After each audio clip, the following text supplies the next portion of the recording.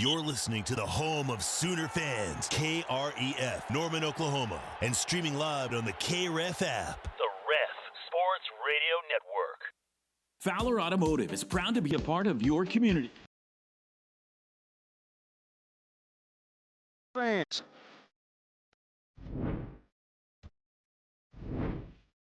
Crafted for SEC competition. Every OU fan should own a piece of Sooner Magic. Made in America, like it should be. Get your official on-field OU football today. Hey Sooner Nation, join me Mondays at 7:45 a.m.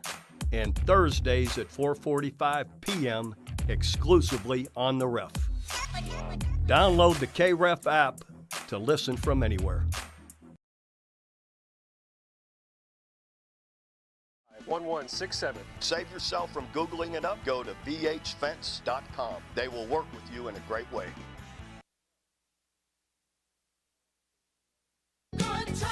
Beats and Bites is back at Riverwind and better than ever. Featuring food trucks, live music, and so much more.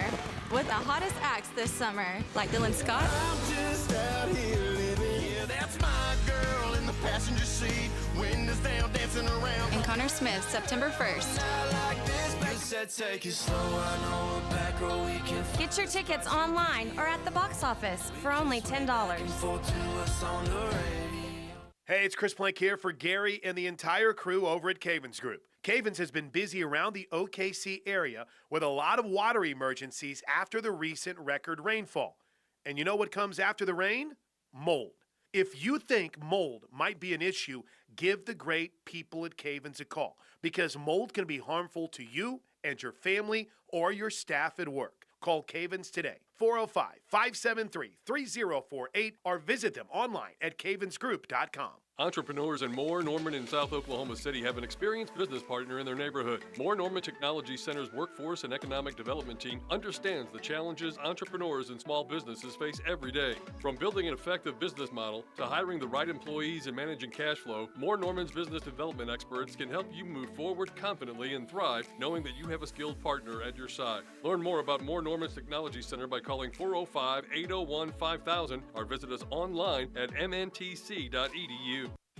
The Sooners are joining the SEC with a redesigned, handcrafted, and customized Nike Vapor Elite exclusively from Big Game Football Factory Football to commemorate their inaugural SEC season. To connect to the game you love on a deeper level, to get truly game day ready, you need the best quality football designed by and for your Sooners. How do you own the only official on-field Sooner football? Go to BigGameUSA.com/KREF and get your piece of Sooner history today. Are you and your family looking for entertainment this summer? Sooner Bowling Center in Escape Norman is your place. All You Can Bowl is back on Thursdays and Sundays from 9 p.m. to 11 p.m. Just $18 per person, and that includes the shoe rental. Summer camps for Sooner Bowl and Escape Sooner sign-up is taking place now. Your kids will have a great time at either of these camps. Don't forget the patio at the Spare Time Grill. Visit SoonerBowl.com for more information. Are you looking for luxury apartments for rent in Norman? The Falls at Brookhaven offers stunning apartments and a well-maintained, calm atmosphere. Enjoy our landscaping, a swim in the pool, or take your pet for a walk in one of our 2 dog parks. Our spacious outdoor areas and state-of-the-art amenities will make this new home feel like a resort. All this can be right outside of your door when you live at the Falls at Brookhaven. Call our locally owned and operated community at 405-701-8233 or go online to thefallsatbrookhaven.com to view our spacious floor plans. The Ref Radio Sports Network is powered statewide by the insurance adjusters at Brown O'Haver. Fire, wind, theft, or tornado, we can help. Call 405-735-5510. Live from the Buffalo Wild Wings Studios, it's time to get locked in to the best Sooner recruiting and football news with Tyler McComas and Parker Thune. You better lock it up. You better lock it up. No, you lock it up. You lock it up. Lock it up. Hit the guys up on the Riverwind Casino call-in line at 405-329-9000. Text the show on the Knippelmeyer Chevrolet text line at 405-651-3439. Do it! Just do it! Now, with Locked In, here's Tyler McComas and Parker Thune. We've made it! This is not a drill. After maybe the longest off season of my life, continuously hearing that OU isn't SEC ready, that they're two coordinators, how could they ever win a game in the SEC? Oh my gosh, a difficult SEC schedule. How are they going to navigate it after all the talk, all this offseason about how OU can't be competitive in the SEC? Finally, we have a chance to prove everyone wrong as kickoff is just 28 hours away in Norman, Oklahoma. We've got several football games tonight, but of course the main attraction is OU and Temple tomorrow at 6 p.m. on ESPN. We'll mainly talk about that game tomorrow night over the course of the next hour because there's just not a whole lot of recruiting news to share for the 2025 class. I mean, there's some, but right now it's all about this football team. And as we start there, Parker Thune, live from Beanstalk Coffee and Snow, what is the number one, what is the main storyline tomorrow? Is it as simple as, yes, you are a 42.5-point favorite, but it's all about what type of game Jackson Arnold has tomorrow after the Alamo Bowl that he had in December? His play is certainly going to be scrutinized, but look, how much can you scrutinize the play of a quarter? Like, here's kind of where I stand on it.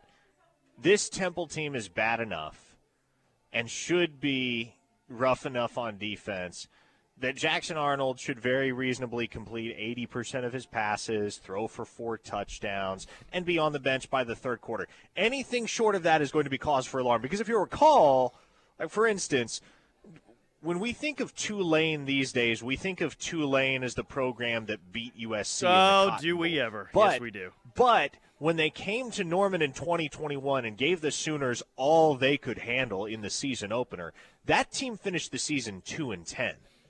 And so when Spencer Rattler struggled that day against Tulane, that was when everybody realized, oh boy, we might have a situation brewing here.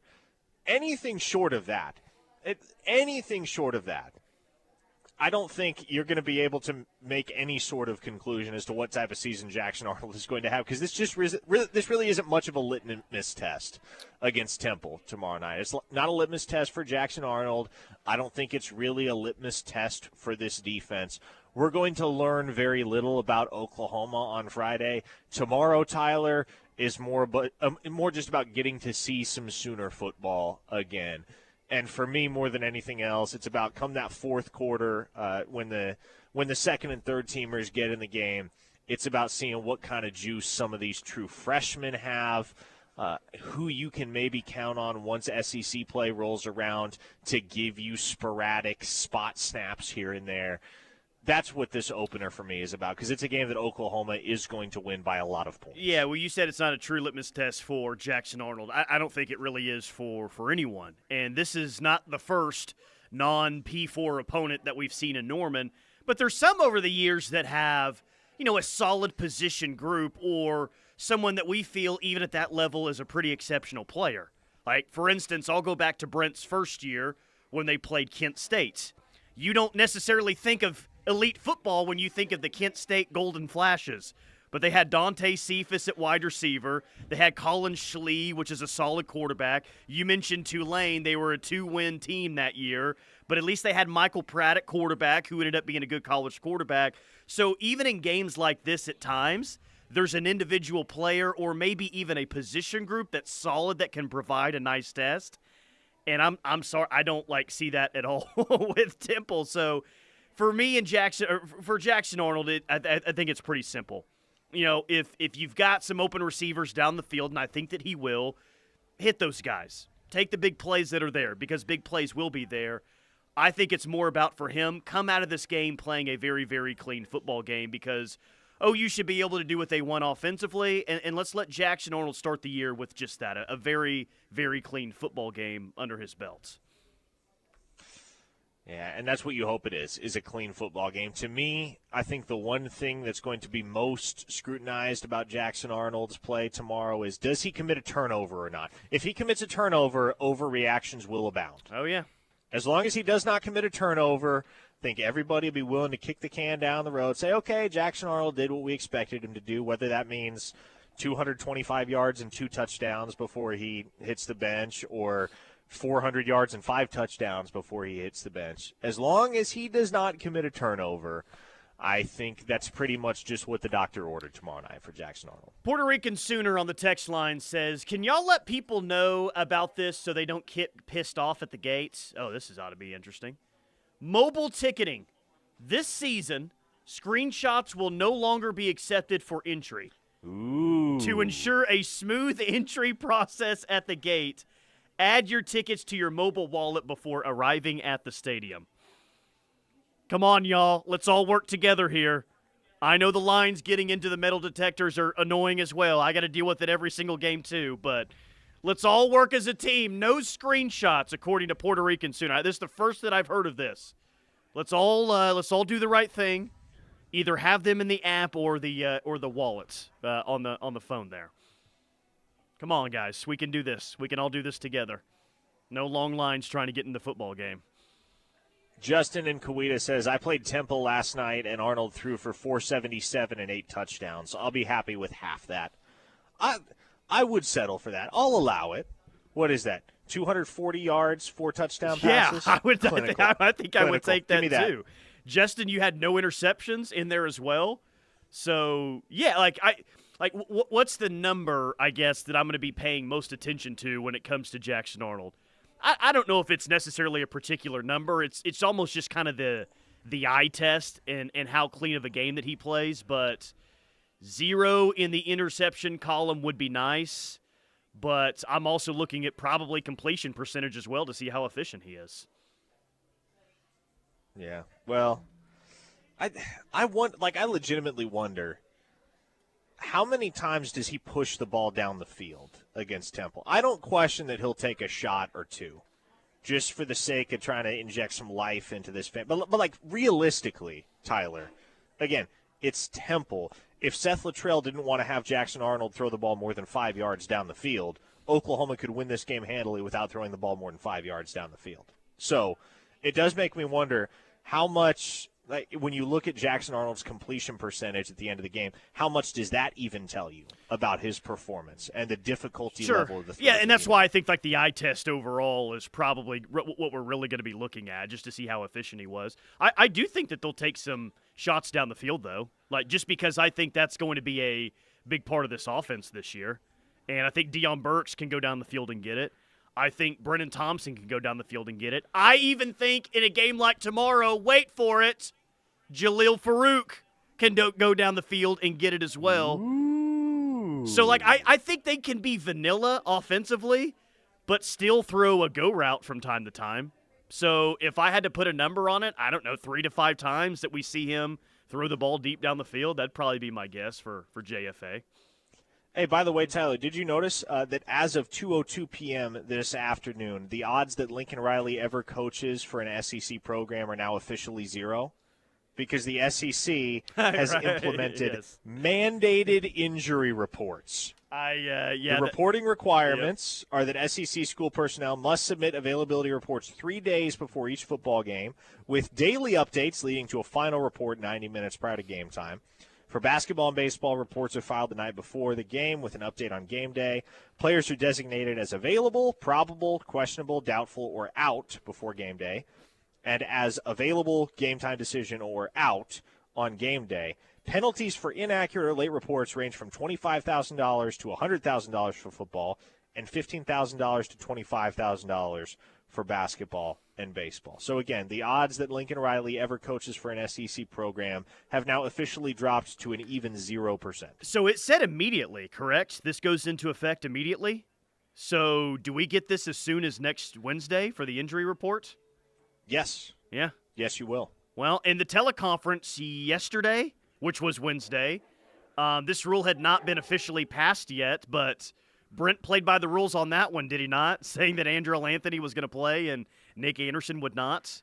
So he's just getting some early reps at his injury report. This is fascinating, man, because in the NFL, they've had a system for a while now that you have a really good idea going into each game, like what the injury status is on each player. But as college football fans, we know that it's often like rumor-based on who's going to play, who's not going to play. The fact that there's going to be actual, probable, doubtful, out, will play is something that we've never seen in the sport before, and it's really crazy seeing that no one's really policed these coaches recently to have to say what the designation on each player is, and now, at least in the SEC, it is mandatory to do so. I do like this as a fan, I will say. I guess I should amend my statement. It's not a 0% chance Muleshoe would ever coach in the SEC. It's still much closer to 0 than it is to 1%, but if he were to coach in the SEC, he'd just list every single player on his roster as questionable. Yeah, right, seriously. Conference game only for the SEC, says Daniel in New York. So I guess this won't happen for OU until September, late September. Okay, so Tennessee. That's when we'll get the first injury report. Okay. Hopefully Nick Anderson isn't on it. Yeah, no kidding. Hopefully he's is that the expectation, by the way? It doesn't sound to me like this is a long-term injury, but is the expectation for him to be back against Houston? I don't know if that's the expectation that you should have, because, again, with a guy like Nick Anderson, if he's not 100%, there's no reason to rush him back for a game like Houston or even a game like Tulane. And so he might play next week. He might not. One way or another, his availability should not drastically impact the outcome against Houston. One-star Chonky Chuck on the Knippelmeyer Chevrolet text line. I want to see the crowd stay for the entirety of all the games this year. We show up very well, but we also, myself included, don't do a good job of staying even when we're up. In the South, it's essentially sacrilegious to leave early from games. I think it's a little bit more common than you think, Chonky Chuck. I have heard Nick Saban be very critical of his own fan base in the past for maybe showing up a little bit too late and leaving a little bit too early. So it does even happen in the South. But I think people are going to be more apt to stay in their seats a lot longer when the likes of Tennessee, Alabama, and even South Carolina are in town this year. Ronnie Crimson says, Muleshoe won't list his players as probable. He will list them as close. That's pretty good, Ronnie. Well done.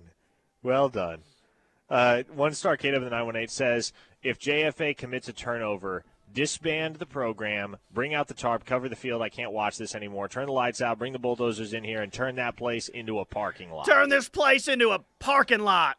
Major League 2 reference. Very nice job, K-Dub. That's back-to-back very solid text there from the Knippelmeyer Chevrolet text line. 731 State of Tennessee. I want to see Seth Luttrell pull out a jet sweep on the final offensive play of the game to simply troll everyone. No. I want to see Seth Luttrell pull out a jet sweep on the first offensive play of the game. Because on the final offensive play of the game, there will only be like 15,000 people still in the building. I want to see it on the first offensive play to see what the reaction from the fan base would be. What would be funnier if it's a 2-yard loss or they throw a jet sweep to Burks or roll a jet sweep to Burks and he scores a touchdown on the first play? That would be hilarious if you ran a jet sweep on the first play and it goes for a touchdown. That might actually redeem the jet sweep. There'd be probably some cussing of Lebby in the see, it ain't a bad play. We just weren't using the right player for it. I'm sure there'd be a few of those in the stands. Okay, 260. What do you feel more comfortable with, first-year Rattler or first-year Arnold? That is a heck of a question. First-year Spencer Rattler or first-year Jackson Arnold? Well, first-year I know where that question came from. First-year Spencer Rattler sure did not start off all that well. I mean, they beat Missouri State, and then what? They lost their next 2 games after that. Kansas State at home blew a couple of 21-point leads, and then lost at Iowa State the very next week. So I hope the beginning of the Jackson Arnold era is a lot better than the beginning of the Spencer Rattler era. I guess what the reason I would be more confident in year one Jackson Arnold versus year one Spencer, like, to be frank, I foresee Jackson Arnold having the type of season that year one Spencer Rattler had, because we all remember year two Spencer Rattler. Very few people recall year one. Year one Spencer Rattler was actually pretty good. Now, it was far from perfect. He made mistakes. I expect Jackson Arnold to make mistakes. But year one, Spencer Rattler, man, he had a swagger. And when he was on his game, that Oklahoma offense was hard to stop. I think Jackson Arnold's 2024 campaign could very much resemble the season that Spencer Rattler had for Oklahoma in 2020. So if you're asking me whether I feel better, I guess here's the way I would interpret that question.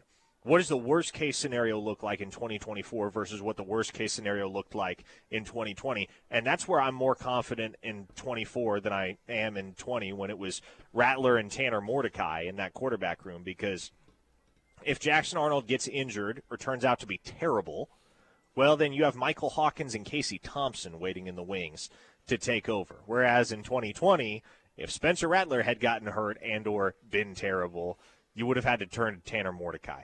I tend to like Mike Hawkins and Casey Thompson a little bit better in that spot than Tanner Mordecai. Yeah, and Marvin Mims ended up having a really good 2020 season. What was that? That was his true freshman year, correct? Yep. In 2020. But I think Deion Burks and just kind of the rest of the supporting cast at wide receiver probably going to be better for Jackson Arnold than what Spencer Rattler had in 2020 as well. But, yeah, interesting question nonetheless. 405-651-3439 is the Knippelmeyer Chevrolet text line. More OU football, and, yeah, we'll get into a little Sooner recruiting as well. Coming up next right here on The Ref. Sound off anytime. Sooner fans, show your Sooner pride.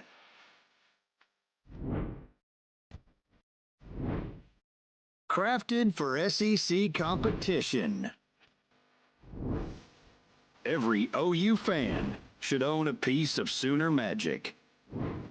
Made in America, like it should be. Get your official on-field OU football today. Hey, Sooner Nation, join me Mondays at 7:45 a.m. and Thursdays at 4:45 p.m. exclusively on The Ref. Download the K-Ref app to listen from anywhere.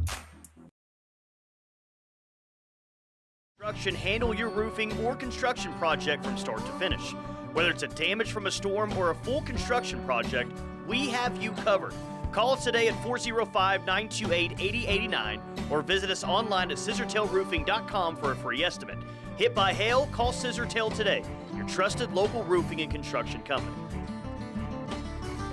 For 3 generations, the John M. Ireland & Son Funeral Home and Chapel in Morris continued to serve the community by giving back to local schools, charitable organizations, and first responders. We provide pre-planning for funerals and cremation services at the most reasonable prices. We are proud to be a family-owned and operated funeral home. Award-winning funeral home year after year, our family believes in serving the people of our community. I'm John Ireland. And I'm Solon Daniels. You've got our word on it. Fowler Automotive is proud to be a part of your community, where our passion and values lie far beyond the showroom. We believe that families, sports, art, and culture are at the heart of every thriving community, and it's important to us that we help build the communities that our dealerships call home. Stop by any of our 6 Oklahoma dealerships to see the Fowler Standard hard at work. We pride ourselves on being friendly, helpful, honest, and fair. This is what drives us every day. Fowler Automotive, a proud partner of OU Athletics. The Gimme Zone is back in 2024. Join Golf Digest panelist Brian Vineyard and myself, Josh Elmer, every Saturday morning from 8 to 10 a.m. as we break down and dissect everything in the world of golf right here on the Ref and the K-Ref app. Hear from great guests and from the game's biggest stars as we spend every moving day with you. From February at Pebble Beach through the majors to the Tour Championship in September, the #1 choice for golf coverage in the state of Oklahoma, it's right here on the Ref. Things like grass clippings and leaves can contribute harmful levels of nutrients into our surface and drinking water. We must improve water quality at Lake Thunderbird, our main drinking water source, which begins with taking care of our stormwater. Bag your clippings when mowing, or leave them to break down and nourish your lawn. We drink our stormwater, so don't blow it by leaving your grass clippings in the street. For more information, visit bit.ly/Norman Stormwater. As we wonder why our kids are struggling, someone is getting bullied. As we discuss how to improve their mental health, someone is being harassed on social media. As we wonder why they're skipping school, Someone is crying themselves to sleep. Knowing the signs is the best way to prevent bullying. Please just leave me alone. Learn the signs at sandyhookpromise.org. Tired of your current living situation? Now is the best time to make a move. Interest rates are dropping, and Home Creations is offering the best financing around with rates as low as 3.75%. This will save you hundreds per month on your brand new Home Creations home. Live like a champion today by calling Holly at 405-364-9999 for full details. 364-9999 means Home Creations. APR 6.411%. Locked in with McComas and Thune, live on the ref. We are the Homo Sooner fans. Tyler McComas, Parker Thune, and I've got the official game ball that they're going to use on Friday all season long in Norman, Oklahoma. It can be yours as well. BigGameUSA.com/KREF. That's BigGameUSA.com/KREF. For those of you watching on KREF Sports live on YouTube right now, OUSEC logo. Get the cool Nike check right there as well. BigGameUSA.com/KREF. What's going on with you today? How was Doug and Norman looking about an hour ago out there at Beanstalk? Doug's looking great. I mean, for a guy that's recovering from both knee surgery and a heart attack, he's looking to be in good shape. Stopped out here at Beanstalk, asked if I got his handwritten schedules. Yep. I told him he has very impressive handwriting, He really which he does. does. Doug and Norman has some of the nicest handwriting I've ever seen.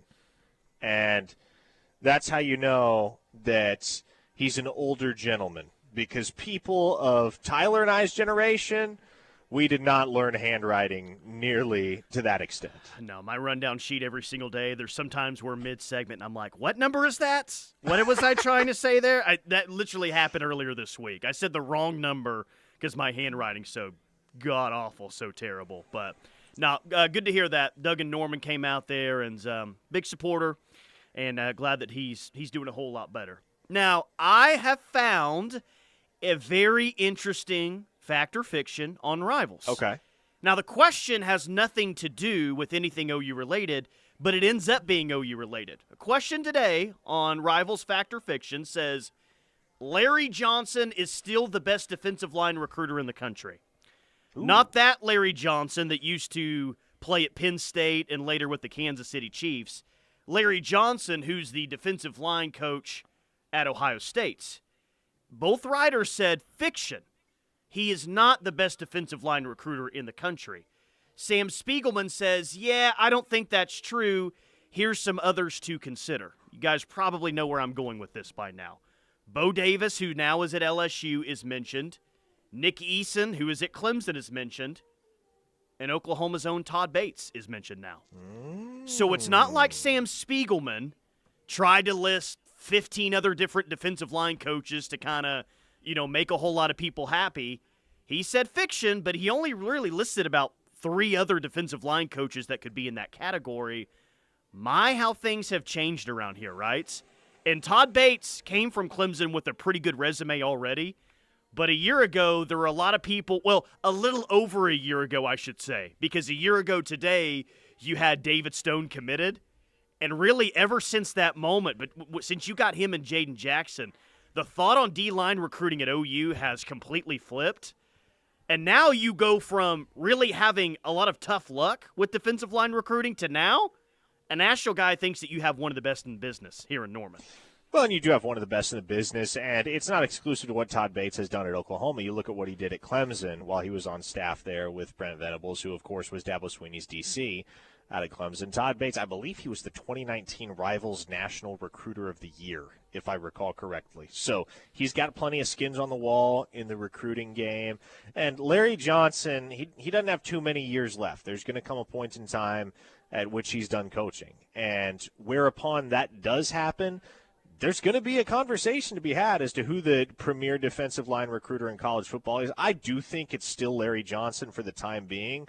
But once Larry Johnson is done, then Todd Bates has as strong a case as anybody as the best recruiter of defensive line talent in America. That'd be a pretty good thing to have in the SEC, wouldn't you say? The best defensive line recruiter in not just the conference, but in all of college football. I would think that's pretty beneficial for a team and a program that's going to try to win big in this league and get that next national championship at a position that's so critical. I heard Drum on with you guys last hour talking about Andrew Babalola, and I'll get to that.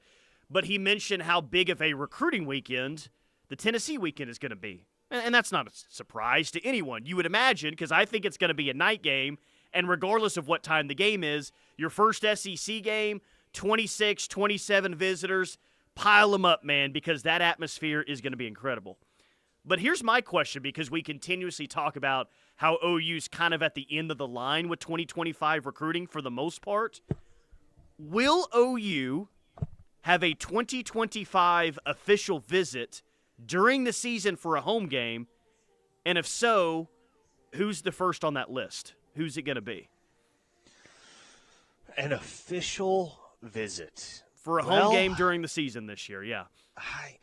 I would have. I mean, the only candidate right now that springs to mind would be Austin Peay, the 4-star offensive tackle out of the state of Utah. Oklahoma battling primarily BYU and Oregon in the race for his services. I'm not entirely closed off to the idea that Brent Venables and this coaching staff could make a couple late evals if they feel the need, or you get deep enough in the season and you feel like, let's say, for instance, a guy like Kip Lewis is just having an otherworldly season, and all of a sudden you have to be worried about whether or not he's going to be back in 2025. You may be compelled at that point to take another look at a fast riser, a linebacker prospect with some strong senior film that wasn't previously on many Power 4 radars but has risen to that level as a senior. I mean, that's Brent Venables' specialty. Isaiah Simmons was such a guy. Brent Venables loves watching senior tape. And so that time may come. Such a circumstance may play out. But really right now the only guy that I would consider to be in play for an in-season official visit would be Austin Peay. Isn't that crazy, though? Like, just out of a 2025 class that, yes, got started early, but I would say a greater than 50% chance it ends up as a top 10 class in the country. You could have 0 commits who are here for an official visit during your first year in the SEC. I mean, that's just such a weapon to have now in recruiting, to have those more marquee games at better kickoff times with those incredible atmospheres to really show off what you have. But they didn't necessarily need that to field a top 8, top 10 class and get a 5-star like Michael Fasusi. And I know that maybe that's not necessarily unique to just OU nowadays because the summer months are so active in terms of commitments.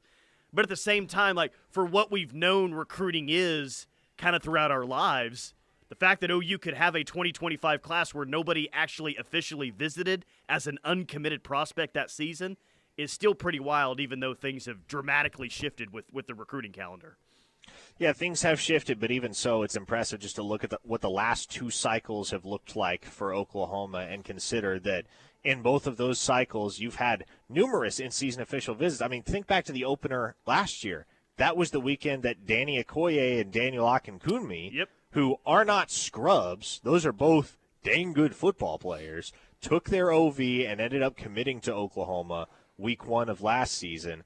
Now here you are heading into week 1 of the 2024 season, 2025 recruiting cycle, and nobody is even really on the horizon for an official visit. Maybe Austin Peay comes to town, maybe he doesn't, but you got 23 commits. Your class is pretty well finished. You might add Andrew Babalola, you might add Christian Jones, you might add Austin Peay, but the overwhelming majority of your work in recruiting is already done. So, and then, of course, you go back to 2022. OU had a ton of in-season official visits. That year, David Hicks took one. Damian Sanford took one. Ashton Sanders, Taylor Wine, Kendall Dolby. The list goes on and on of guys that, whether they ended up at Oklahoma or not, were stopping by on game days throughout the year for OVs. Greg in Muskogee says, what about Christian Jones as a visitor for the Tennessee game? It would not shock me if Christian Jones shows back up to Oklahoma at some point. That would not be an official visit because he's already taken his OV to Oklahoma back in June. Patrick says, if JFA has a bad game Saturday, remember this text.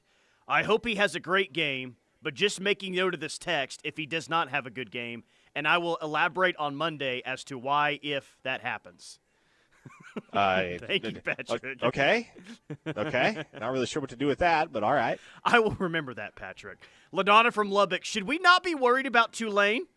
The last time we played them, I was scared. I was scared too, LaDonna. Luckily, Michael Pratt got tripped up just in front of the sticks there on that fourth down, or maybe they go down and score and take the lead late. Should you be worried about Tulane? I don't think that this is the same caliber of Tulane team that we've seen the past couple of years. I think that they will have some leftover talent from those teams back-to-back years that were pretty good, but they don't have their head coach anymore. The quarterback's gone. They lost some talent. I think Tulane will be the best non-conference team that you play this year, but if OU has some real issues with Tulane, then that's going to set off a lot of alarms as you get ready to play your first SEC game the next week. I don't think this team should struggle with Tulane. I don't. No, it should be a real easy waltz through non-conference play, and maybe that means something, maybe it doesn't, because if you recall, Oklahoma had a pretty easy time getting through the non-con slate in 2022 and then went 3-7 the rest of the way. So non-con might tell us a good deal about this football team. It might not, but one way or another, you should not be seriously challenged against Temple, Houston, and Tulane. Sooner Fan D says, all I can say is if we struggle tomorrow, i.e. this is Utah State, this fan base will start losing their minds. Oh, yeah, tell us something that we don't know. Not even struggle. It's if one or two different things don't go exactly as planned and don't go perfectly. Yes. If you don't cover. If you don't cover. You got to win and cover. Because whether it's fair or not, this is how we often dictate how successful a game was when you're talking about a opponent the caliber of Oklahoma versus a team like Temple. That's kind of the line, isn't it? Did they cover the spread? Did they cover the 42.5? Mm-hmm. But I think any results, especially for the defense, but any combination where Temple gets shut out is whatever that looks like is going to be a fantastic day for the defense. Papi Chulo says, if Sawchuck has a bad game, remember this text. For no reason at all. If I knew something, I'd say something. Yeah, okay. I mean, we got a lot to remember on Monday, don't we? In case a lot of offensive guys have bad games. Jeez. I hope we can remember everything that happened on Friday night by the time Monday rolls around. John from Tulsa says, Tulane going to be better than Houston? I think they're going to be pretty comparable. I would say maybe Tulane with a slight edge. I don't think Houston's going to be very good. In fact, I think Houston could be an 0-1 football team when they come to town next week because they're facing a program that's got a bit of momentum out there in the desert. They play UNLV this weekend. Oh, yeah, UNLV. They are no slouch as a program. They're on the come-up. Old Barry Odom. Yeah, Barry Odom's did a very nice job out there in Vegas, and I think the spread on that's like Houston minus 2.5, I want to say. I think UNLV can absolutely go win that game. I mentioned Babalola and what Drum said last hour. He basically said, yeah, I think if it's up to Andrew Babalola, he might be favoring OU, but it's about getting the family members on board with coming to OU. Is that the current obstacle as we see it? Academics, what the family thinks about Michigan, Stanford compared to Oklahoma? Yeah, or what? And look, it's something that ultimately pretty much every single recruitment, that whole deal becomes a factor at some point. No matter how big the circle is, how many family members are in play, at some point you have to get everybody on the same page that's in the kids' camp. And once that happens, assuming that happens, sometimes it doesn't. But if you can get that to happen, that's the easiest way to make sure that, A, you get the kids' commitment, and B, there are absolutely no reservations, and you don't really have to worry about it all the way until signing day. Because if nobody in the kids' circle wants him anywhere but the school that he chooses, the University of Oklahoma, preferably for that staff, then generally they're not going to budge on their pledge until signing day rolls around and you can count on getting their signature. Blue Sooner says, remember this text Monday if our kickers have a bad game. So a new bit has been created on the show. Yeah, I cannot wait to see where this one goes. We do have college football tonight. Let's go North Dakota State. I hope they can take down the Colorado Buffaloes. I also think that that's possible as well. We do have college football on tonight. We also have high school football on krefsports.tv. It's the Moore War tonight. If you want to check out the Moore War, you can watch that one live, krefsports.tv on this Thursday evening. Always fun to go check out the Moore War. So if college football gets boring or, hey, you just want to check out what's going on between Moore and Westmore, krefsports.tv, best way to do so. All right, final segment of Locked In is coming up next. Keep it locked on the Ref. The home. Sooner fans, show your Sooner pride.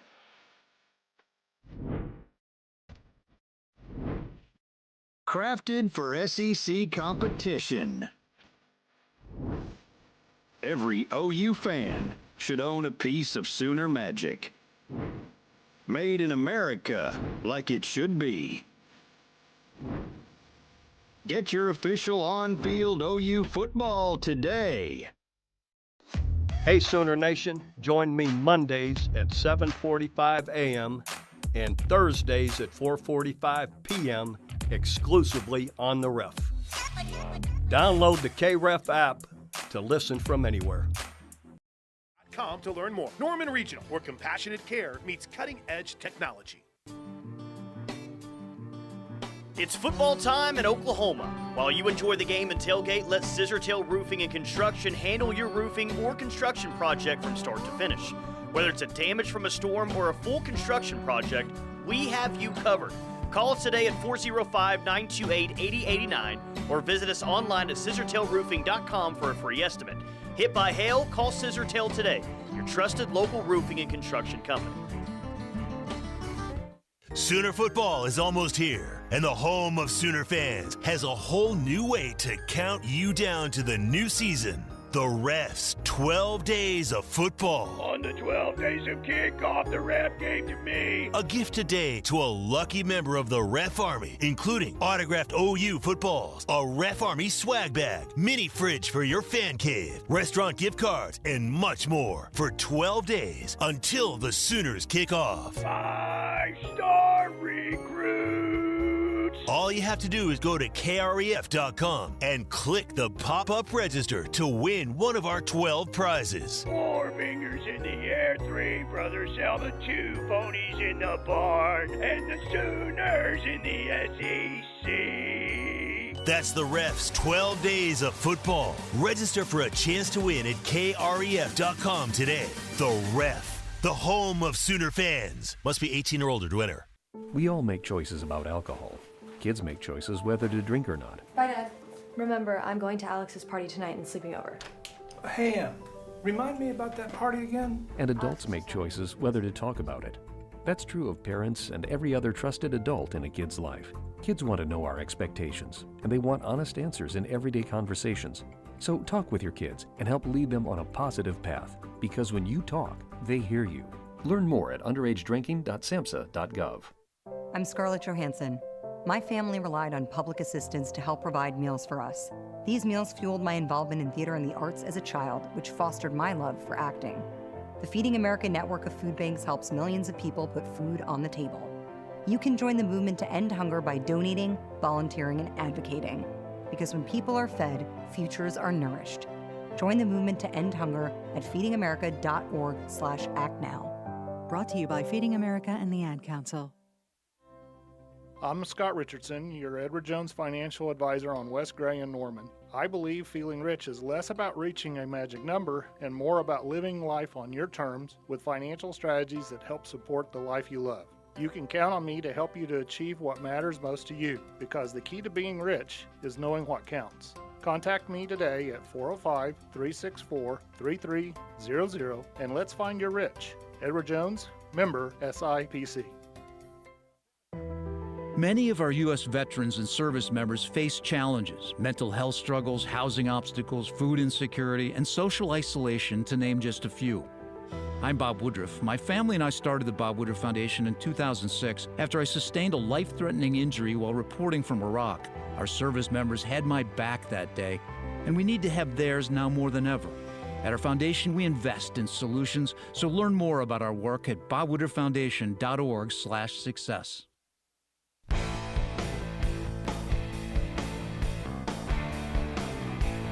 Final segment, Locked In with McComas and Thune, live on the ref for the home of Sooner fans. Dorsey Jones, Buick GMC in El Reno, bringing to this hour of Locked In. Dorsey Jones is family-owned and operated, established in 2020, but many of their employees have been there for more than 20 years. They sell Buicks and GMCs, which are some of the best trucks and SUVs on the road, and their low-pressure environment creates an enjoyable experience for everyone, and their sales staff is knowledgeable and eager to assist you before and after the buying process. That's Dorsey Jones, Buick GMC in El Reno. I'm going to play you some amazing audio, okay? Remember Tyler Shuck that played quarterback at Texas Tech for a few years? I do remember Tyler Shuck, yeah. Well, Tyler Shuck is still playing college football. He's playing college football at Louisville. And apparently he was on one of those I don't know if it's like one of those official Louisville radio shows that they'll do out or if it was on a local radio show. But Tyler Shuck was asked about Lubbock, Texas, and apparently, here's what he said.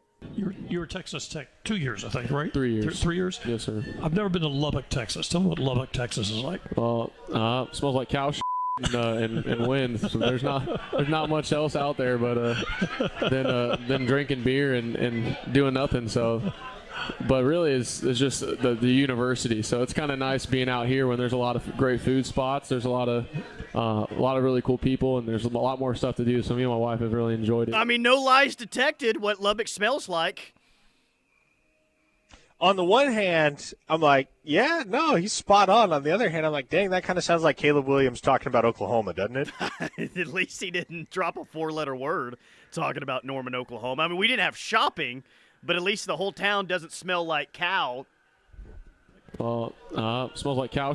At least he didn't say that, I guess. I'd rather have bad shopping compared to my town smelling like that, I suppose. Tyler Shuck, though, has angered the Texas Tech fan base, and it is very, very entertaining to watch right now. They all know it's true, too. They all know it's true. I've been on the wrong side of the Texas Tech fan base on occasion. Not the folks you want to be going to war with because they're relentless. They're much like Missouri fans in that sense. Yeah, well, they will not let it go. They're like a dog on a bone. They're more likely to show up to Louisville games than their own games now, just to throw batteries at Tyler Shuck during the football game.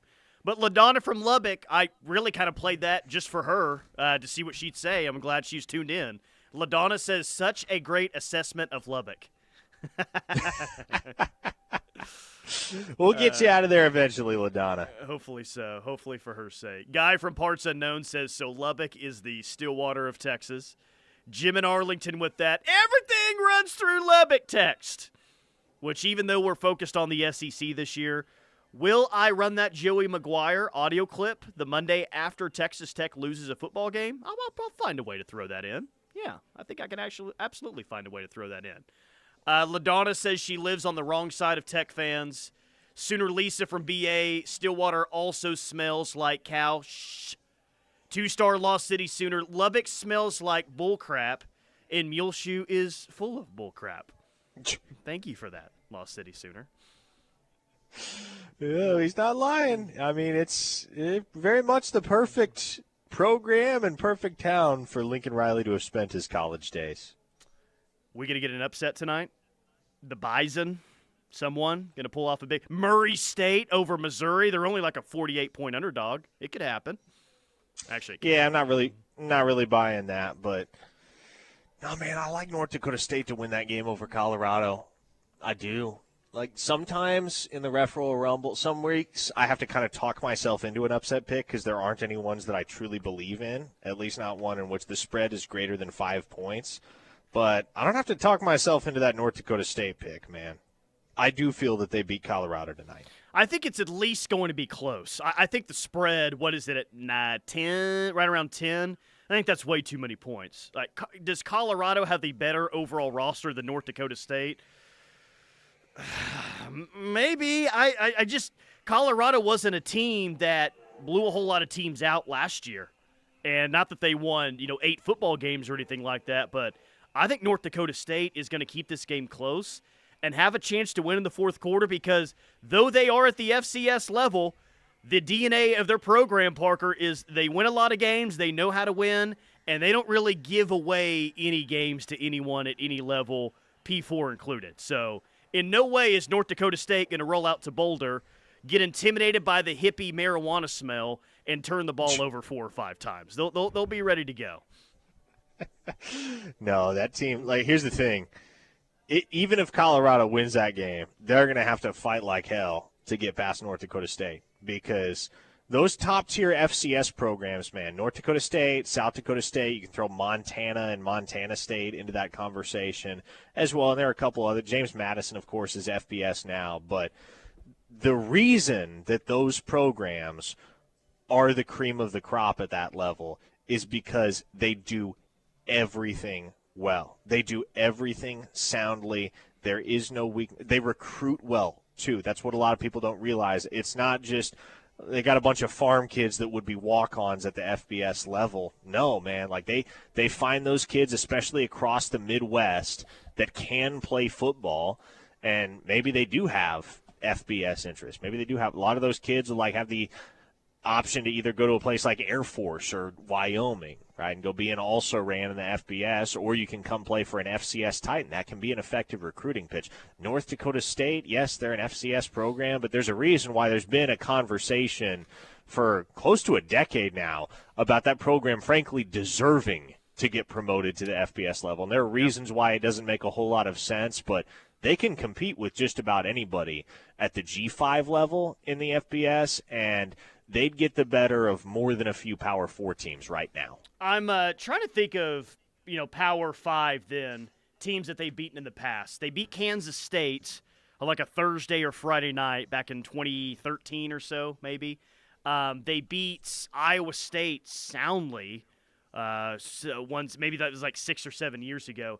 I think they beaten Iowa as well. Did North Dakota State beat Iowa 6-3 a few years ago? Or here's from 2016. They beat them 23-21. They beat Iowa.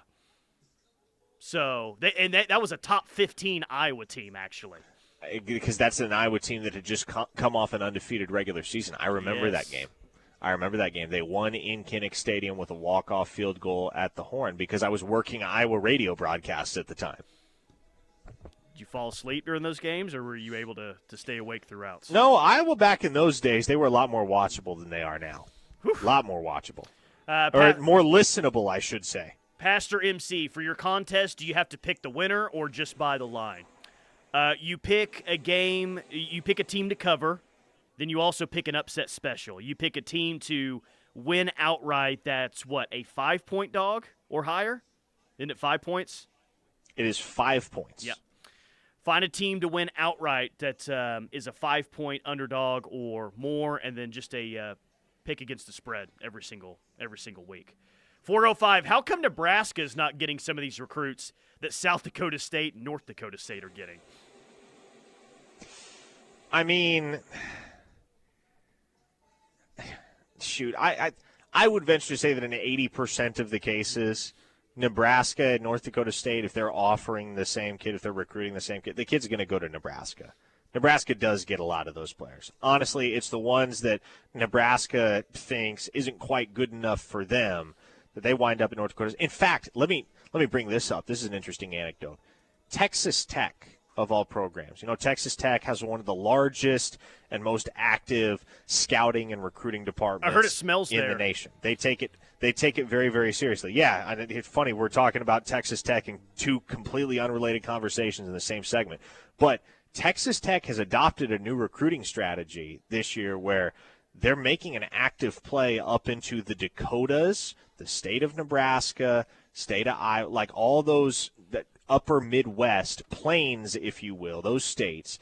And they're trying to find those guys that would generally fall through the cracks for programs like Nebraska, Minnesota, Iowa State, and the like, and end up being really solid football players after 3-4 years of development at places like North Dakota State and South Dakota State and the like. And they're offering those kids and recruiting those kids and getting commitment.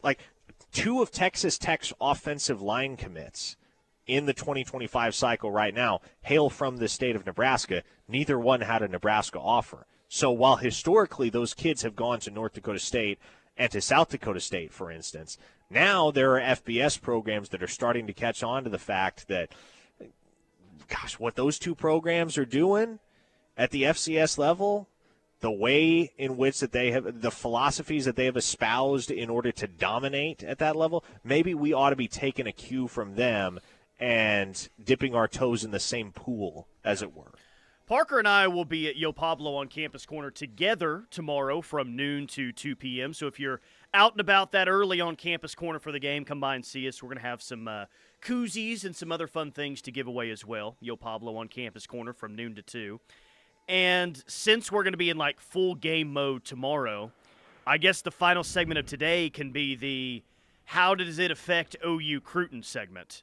So you mentioned Nebraska, and it made me think of it.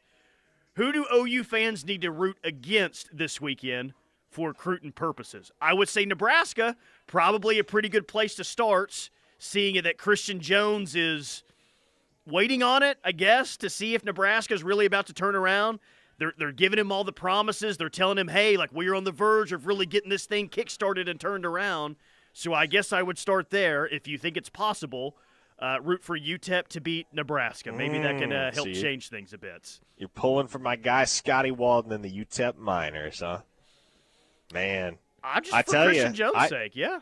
And, like, let me tell you, Scotty is a great offensive coach. It would not shock. Like, I do not know if UTEP is going to have the bodies up front and the overall roster-wide depth and strength to be able to string together 60 minutes of winning football against Nebraska. But I'll bet you UTEP gives Nebraska some hell on Saturday at Memorial Stadium. I bet that's a closer game than people think. Yeah, so root against Nebraska early and often this year, if you don't already. I'd say root against Michigan, against Fresno State, or root against Stanford, against TCU. But it sounds like you need to root for low test scores or for somehow the accreditation of both of those institutions academically to fall significantly over the course of the next few weeks as it pertains to Andrew Babalola. Yeah, and honestly, though, I think what you really got to hope for, like, it really doesn't have as much to do with academics as it just has to do with that kid buying into the notion that he can make a ton more money as an NFL offensive tackle once he's developed by Bill Bedenbaugh than he could ever make one day as a doctor, for instance. And he comes from a medical family, and so that's kind of his aspiration, wants to be a doctor. Okay, great. You want to be able to have a fallback plan if football doesn't work out. But, man, Bill Bedenbaugh just saw Creed Humphrey make a boatload of money with his new contract. Trent Williams, Lane Johnson, like, cite all the prominent OU examples. It's clear that if you want to be a highly paid commodity at the NFL level as an offensive lineman, Oklahoma's as good a spot as any for you to be, and you just hope that that pitch takes root in the closing stretch with Babalola. I relate so much to this text from the 405. If you're not OU, I'm rooting against you. So well said. Very, very well said. EA Sports College Football 25 has some roster updates, including 4 players adding on to the OU roster. Michael Hawkins is a 72 overall. Boo. Oh, let's go, baby. J.J. Hester is a 77 overall. PJ is now in the game, an 84 overall. Wait, he's 84? Apparently so. 84 overall. Heck yes. How about Branson Hickman, an 87 overall? Dang. All right. I can rock with it. Branson Hickman, your starting center there. Plug him in. He got an 87 overall rated center. That's not too bad there. No, but we made it, guys. It's been a long off season. We've had to hear a lot of crap, and now this team has the opportunity to tell everyone to shove it year one in the SEC. That all gets started tomorrow. It's OU and Temple, 6 p.m. on ESPN, and we'll have you covered all day long right here on The Ref. Josie and TJ Perry will get it started off at 6 a.m. from Neighborhood Jam in Norman. And another reminder to come by and see Parker and I at Yo Pablo on Campus Corner from noon to 2. The Rush is coming up next. Keep it locked on The Ref. We're the home of Sooner fans.